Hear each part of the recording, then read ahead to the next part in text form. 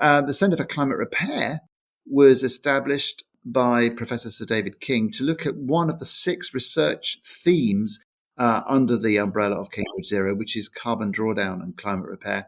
And that was set up by Dave, really with 3 specific scientific endeavours. One is supporting deep and rapid emissions reduction. Number 2 is actually, reducing emissions, unfortunately, isn't sufficient. And therefore, we need to go harder than getting to zero. We need to go negative. So greenhouse gas removals is objective number 2. And then objective number 3 is worrying about the timescales over which this might unfold, and therefore the changes in areas like the poles and the Himalayas that we might therefore see as a result of our own delays. What research do we need to undertake to effectively try and refreeze the Arctic? So those are the 3 scientific areas of research that the Centre for Climate Repair is engaged in. The importance of deep scientific research in getting to negative emissions, and how one of the world's leading university is bringing together like-minded individuals in that pursuit, is a theme for this week's episode.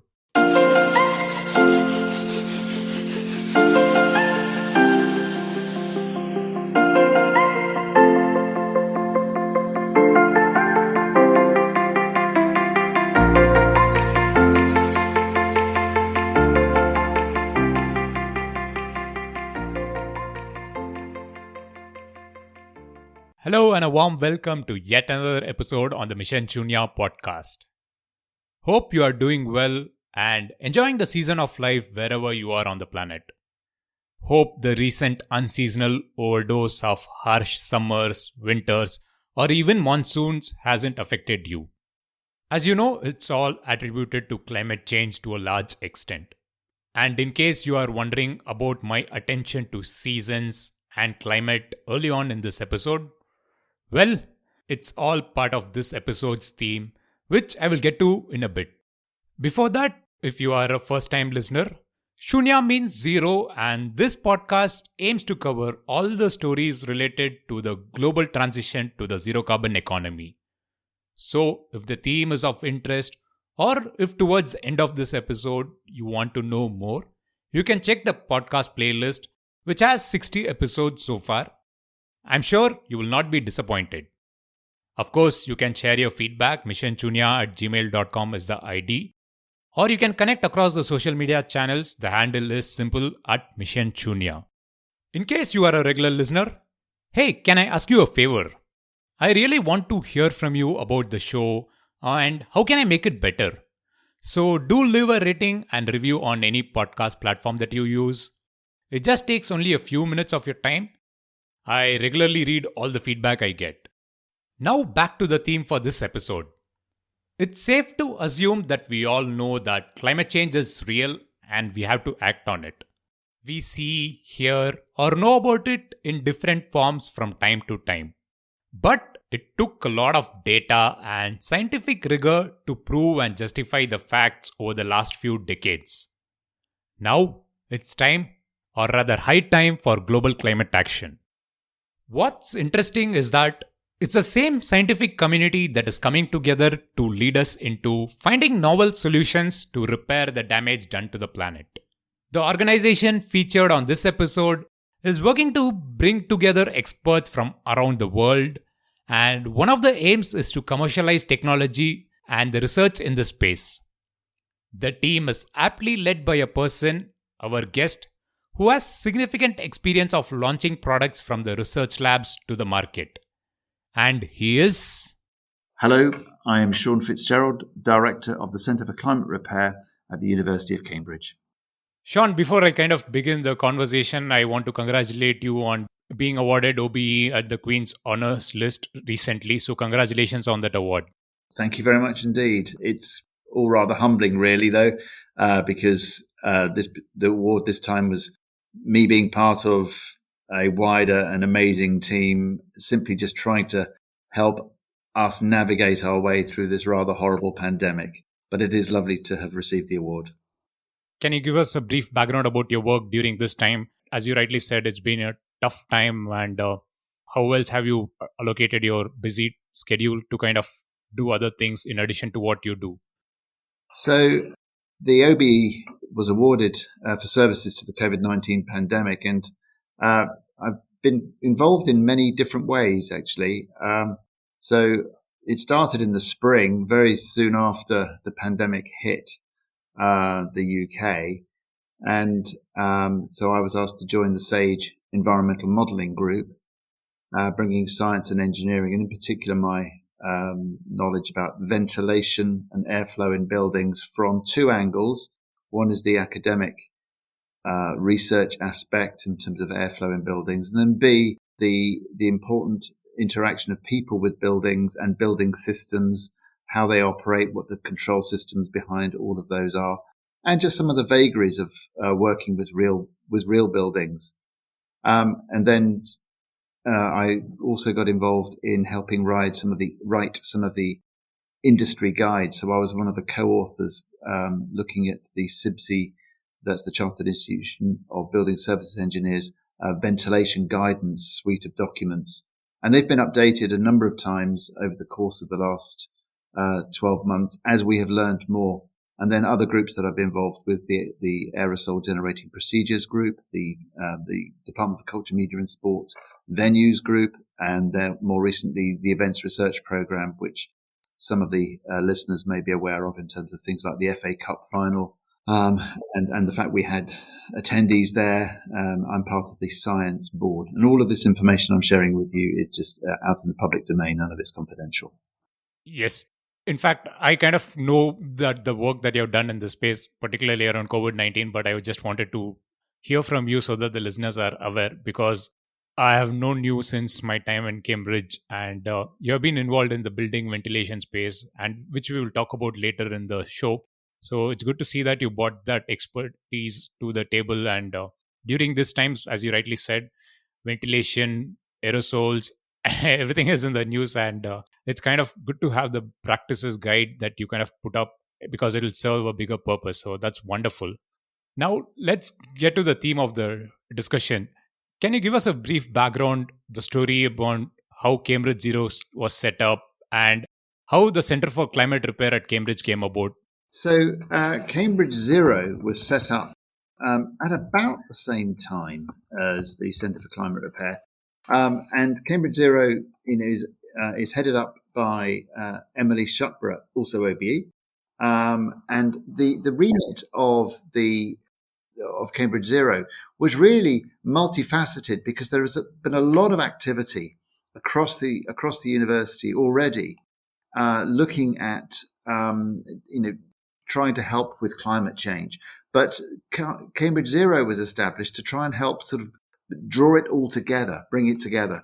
And there are a number of activities that it undertakes. The first is being a university with research excellence, is indeed therefore being the glue, the coordinator of different research programs in everything to do with reducing the effects of climate change and so research being important, but not just research, but with our own students as an education angle. So making sure that the research learnings are then brought into the curriculum and to stimulate our students. Thirdly is looking at engagement. So clearly with our local communities, but much wider than that as well. So engagement with stakeholders, business and corporations. And then lastly, is actually looking at the operations of the university. So fixing our own house, ensuring that we are bringing that into order. So reducing our own carbon emissions. So those are sort of the big areas. And Cambridge Zero represents, there must be 1,000 academics across the university working in some various aspects to do with bringing our carbon emissions down and bringing greenhouse gas levels down and addressing climate change. So it's a massive operation overseen by Emily. And the Centre for Climate Repair was established by Professor Sir David King to look at one of the 6 research themes under the umbrella of Cambridge Zero, which is carbon drawdown and climate repair. And that was set up by Dave, really with 3 specific scientific endeavours. One is supporting deep and rapid emissions reduction. Number 2 is actually, reducing emissions, unfortunately, isn't sufficient. and therefore we need to go harder than getting to zero. We need to go negative. So greenhouse gas removals is objective number 2. And then objective number 3 is worrying about the timescales over which this might unfold, and therefore the changes in areas like the poles and the Himalayas that we might therefore see as a result of our own delays. What research do we need to undertake to effectively try and refreeze the Arctic? So those are the 3 scientific areas of research that the Centre for Climate Repair is engaged in. That's interesting to know. The 3 key research themes the Centre for Climate Repair at Cambridge is looking at. Of course, as everyone could imagine, that Cambridge being a big university, there is a lot of research going around different departments, different researchers working around different themes. So under these 3 themes at Centre for Climate Repair, how do you bring about the scientific research that's happening around? So what kind of support do you give people working on these themes? So under objective number 1, which is deep and rapid emissions reduction, I insert the word supporting deep and rapid emissions reduction because the other 5 research areas, which are under the umbrella of Cambridge Zero, include things like transport, cities and infrastructure, the zero carbon energy transformation. There's already a lot of work going on in the university under bringing our emissions down. So the reason why we've put that also in the Centre for Climate Repair is that I happen to have a background in buildings, as you know, and therefore supporting deep and rapid emissions reduction is something that the centre is able and should be doing. But really our area is going to be focused on supporting emissions reduction associated with the built environment, buildings, because that's my area of expertise. The other 2 areas, though, which are to do with greenhouse gas removal and targeted interventions to refreeze the Arctic, they're different from other research areas going on really in the university. And the big areas within greenhouse gas removal that we are focusing on are ones globally that are hitherto really underserved and have massive potential, but massive problems, or rather massive questions associated with them. Problems because it's lack of knowledge at the moment, not because they're fundamentally flawed. We just don't know. So these 2 areas that we're interested in on the greenhouse gas removal front are to look at the role of giant kelp in the deep ocean. So that's growing it in the surface waters of the deep ocean and then potentially allowing it to sink. What could that do? If you think about the potential that might afford regarding the gigatons, and it is gigatons of carbon dioxide that might potentially be sequestered by that route, is amazing. But it's got big questions because no one's ever done this in the deep ocean at scale. Correct. And then the second area to do with oceans is to do with this technique called ocean ion fertilization. There are other techniques, similar ones being developed by other universities. But really, this is looking at what are the potential downsides as a result of seeding the ocean with missing nutrients like iron, and doing this in a very carefully planned scientific research sort of endeavor rather than at scale. We've got to make sure that we understand the processes first before one considers what might happen then if you did this at scale. And the reason why this is important is that it's got massive potential, but we've got some big questions that we need to address first and foremost regarding that we are aware of unintended consequences. So those are probably the 2 biggest areas in greenhouse gas removal. There are some other projects we're also working on, for example, looking at the oxidation of methane, and because that's the second greenhouse gas really, but and it's becoming a bigger problem. The rate of growth of methane in the atmosphere is actually faster than carbon dioxide. So we've got to get to grips with that sooner rather than later. And then the traditional removing carbon dioxide from the atmosphere using something called direct air capture, that's also another project that we're working on. So those are the areas within greenhouse gas removal. And then within the targeted interventions to, for example, refreeze the Arctic, look at restoring the Antarctic and the Himalayas. The one technique that we're examining in earnest at the moment is a technique called marine cloud brightening. And that's being headed up by a colleague at the engineering department, Dr. Hugh Hunt, who's the deputy director of the Centre for Climate Repair. Now, when we talk about all this technology and all the research that's been going on this space, particularly about greenhouse gas removal, at the broad level, what are the timelines that you think will be between now and when the projects can actually be scaled up at a rapid pace? So our vision is for techniques that we're developing and exploring now, those that make it out of the starting blocks and are then found to be successful, should be starting to be deployed at scale within about 5 years. And that's very, very important, because if it's going to be 10, 15 years before an idea that one has now is going to see the light of day, we're extremely worried about the climate, therefore just going through too many tipping points that are then irreversible.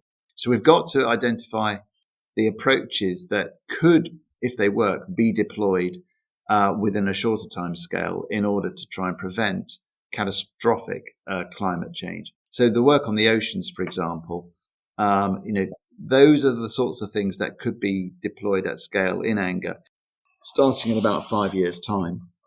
Kelp potentially a bit shorter, but the real reason why I'm putting 5 years on the ocean-based work is that it may well take that long for us to really, really get confidence about being aware of any unintended consequences and making sure that we then either have mitigation plans in place or actually we then can it.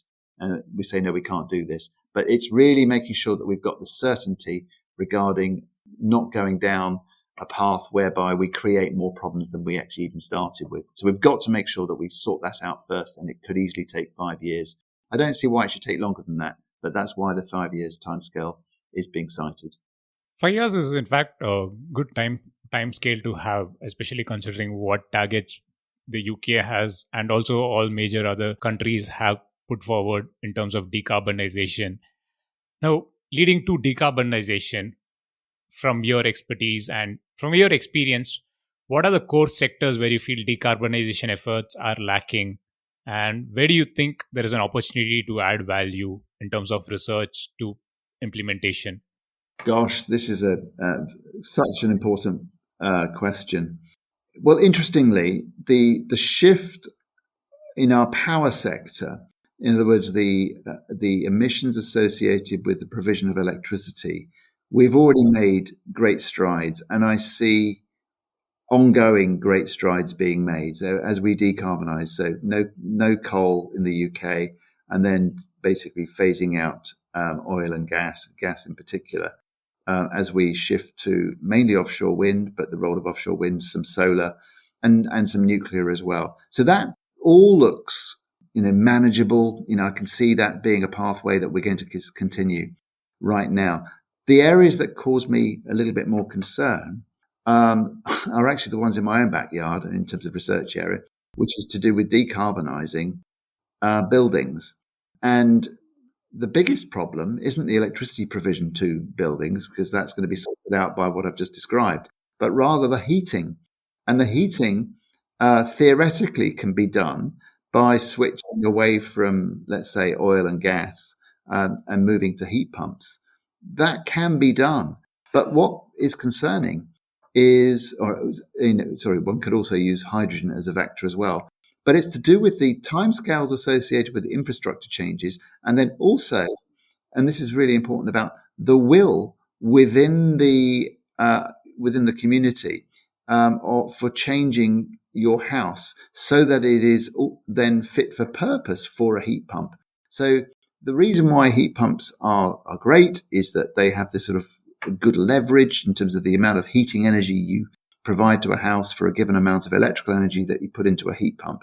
It's a refrigerator effectively, where you're stealing heat energy from the cold air outside and putting it inside your house, just like a refrigerator works. But in order for that process to be reasonably efficient and to work, you don't want to have a very peaky load, which means that the houses really should be well insulated.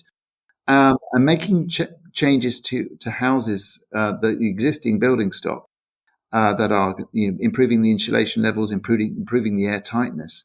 This means commercial buildings and domestic buildings in particular, having homeowners that want to go through the disruption of having major work done on their house. And, this is non-trivial about sort of how do people feel about this, about having to go through all of this change. And even with a heat pump, if we say, well, Shaun, I'll just put a bigger heat pump in, it's not as simple as that. Because putting a bigger heat pump in, if you have the reason why you want to insulate the houses is that the radiators that you've got in your house are quite small, and they're designed to work on, say, high temperature fluids being circulated through those. Heat pumps typically deliver lower temperature fluid. It's warm, but it's lower temperature. And therefore, to get the same heating output, you need bigger radiators. Well, most people don't want to have yet bigger radiators installed in their houses. I mean, I certainly wouldn't. And I wouldn't want to go through very large refurb works for my house without a plan for me not to be there whilst, for example, the builder's in for a month or two. So this is non-trivial. So it's a long answer to your question, but it's an important question. I think heating of homes is one of the biggest challenges. Existing homes is one of the biggest challenges we have regarding decarbonisation. It's interesting to know that heating plays an important role, and rather probably could be a deterrent when it comes to decarbonization. And like you mentioned, is a big challenge that is especially true for almost all the developed countries, because most of them have this particular problem with heating and insulation. And everyone, as you rightly said, heat pumps is touted to be a good solution, but people are not really comfortable using heat pumps as a solution. Now, you did mention about the work that you have done in buildings, and as a researcher who turned entrepreneur with Breathing Buildings, where do you see initiatives in Cambridge Zero and Center for Climate Repair? Do you see there are any potentials for incubating more startups in the space? Without a shadow of a doubt, there are many more innovations that are yet to happen, and Cambridge is a fantastic place. It's not the only place. There are other universities too. But my own experience of the ecosystem of Cambridge is that it is incredibly supportive, well networked with venture capitalists, but it's the overall ecosystem that's really important, providing flexible lab space, actually academics and people around who've got experience that you can draw upon, academics who actually want to enjoy the journey too. Because not every startup's going to be a success. I was fortunate the one that I led was a success, but sometimes you make your own luck by choosing. It's not just the idea; it's choosing people with the right skills and therefore the right qualities to be able to grapple with challenges that will come your way. So many of these are about forming great teams, and there's talent around Cambridge. But the same is going to be true for other universities as well. And when you've got critical mass within a town, within the university environment, then it spawns amazing results. But so there will be many more innovations, for example, in the energy transition space, new materials, new control systems, ways of optimizing systems for energy transfer, getting more out of the same wires, for example. This is not my field of expertise, but I know that there's a lot of exciting work going on. Right. Getting more out of every system in place is actually a emerging field, as you mentioned, because system efficiency is going to be one key factor that decides how the other components fit in the puzzle. So that is good to know. Like you also mentioned, Cambridge is not going to be the only place. There are other universities, there are other researchers who are working around similar themes. So how do you think Center for Climate Repair is positioned to kind of collaborate with other universities and researchers, other similar institutions? Do you think there is going to be a global hub for projects that is going to come up? Yes, and the vision for the Centre for Climate Repair at Cambridge is as I laid out those three big research areas, but it's not to do it on our own, but rather in collaboration with experts from across the world, from different universities who bring complementary skills and interests to those particular problems. So, for example, in the world of ocean research, we're working with universities across the world. Within the UK, we have live discussions with academics from Bournemouth and St Andrews. We also have very engaged conversations, and we're planning collaborative research with teams from India, from Hawaii, and a nascent conversation in early stages with a team from Chile as well. And this is in conjunction, therefore, with other parts of ocean research, with organizations based on the east coast of the US, as well as in Holland as well. So and these are just for 2 research areas. So it is about making sure that we are providing, the resources, the best from the work that the world has to offer. Climate change is a global problem. It needs a global solution. And that global solution is in the form of multinational, multidisciplinary collaborations. Well said. Climate change, as you rightly said, is a global problem. So having a global solution, a global collaboration towards that is something that we all should work towards. So on a final note, Shaun, you didn't mention about global actions, global collaborations, but I'm sure as an entrepreneur or even as a researcher, you always felt that even at an individual level, people can do something that is doing good for the planet. For example, decarbonization in a small way. So if emissions have to be cut at every end. So what would be your recommendation or action item, if I had to put it that way, for someone who's listening and who can actually contribute in a small way in a personal capacity? All of us as individuals can make a difference. There are some lovely maps or image graphics that are generated by others regarding, one's own carbon footprint, and what does it look like in the UK, the average UK person. Interestingly, quite a lot of that footprint starts with what we eat. And the red meat agenda, that's, it's a big bucket. And that's possibly where we should start. And it doesn't mean necessarily eliminating red meat from your diet if you're a great fan of red meat. But it possibly does mean that actually maybe we should eat less of it. How much less? That's a personal choice. But that's, what these images and infographics available, that's what they're prompting us. And then there are other things to do with, the personal transport. How often do you fly? Do you fly at all? And I was very struck by a very dear friend of mine who works for Oxfam. Said they have a policy, which is that, for business, so when they're working, that if they can travel somewhere within 24 hours, within a working day by train, then that's what you have to do. You're not allowed to fly. If it's going to take, many days to go by train, then okay, then they will allow you to fly. But this is certainly not behavior that I was exposed to when I was working in London, for example, about 15, 20 years ago. We flew everywhere, even within the UK. And now on reflection, that was really not a great thing to have done. But that was the culture, and the climate change was just not as high up the agenda as it is now.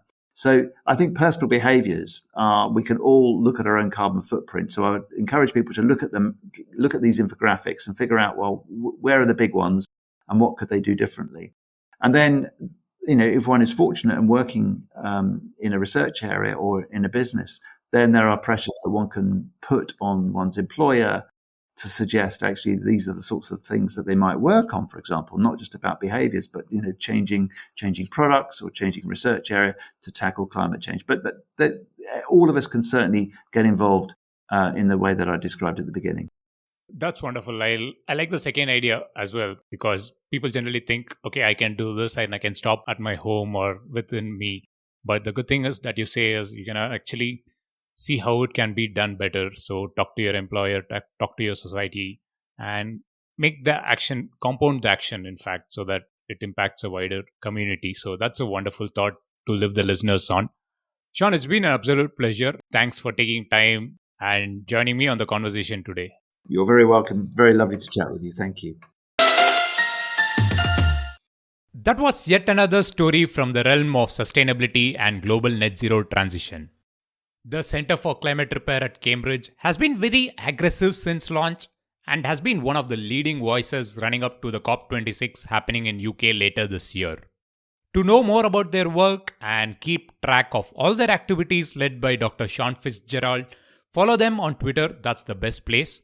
The links will be in the show notes section as usual, and also on the webpage missionchunia.com. So I hope you got some insights from this episode. And to keep track of similar stories, subscribe to the podcast or follow Mission Shunya on social media platforms. Feel free to share it among your network if you think this could be of use to people you know.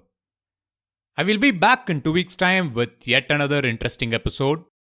So signing off, this is Girish Shivakumar, and as always, thank you for listening.